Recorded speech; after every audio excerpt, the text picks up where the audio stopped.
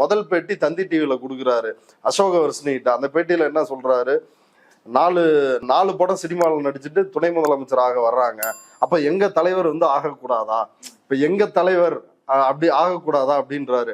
அடுத்து என்ன சொல்றாரு, ஒரு தலித் வந்து தனி தொகுதியில் தான் போட்டியிடணுமா, அவர்களுக்கு பொது தொகுதி தரமாட்டீங்களா, ஆராசா வந்து பெரம்பலூர்ல ஏன் போட்டியிடக்கூடாது, அவர் ஏன் நீலகிரியில போய் போட்டியிடுறாரு அப்படின்னு ரொம்ப புரட்சிகரமா பேசுறாரு. என்னடான்னு பார்த்தா பக்கத்து இலைக்கு பாயாசம் கேட்கிற மாதிரி தன்னுடைய இலைக்கு பாயாசம் ஊத்துங்க அப்படின்றதுதான் அவருடைய கோரிக்கையாக இருந்திருக்கிறது. இப்ப அந்த பேட்டியில இருந்து இந்த ஆட்சி அதிகாரத்தில் பங்கு அப்படின்ற ஒரு மேட்டரை கிளப்பி விடுறாப்புல. அதற்கு பிறகு விஜய் மாநாட்டுக்கு இவர் ஒரு 20 கோடி ரூபாய் பணம் கொடுத்தாரு அப்படின்னு சொல்றாங்க.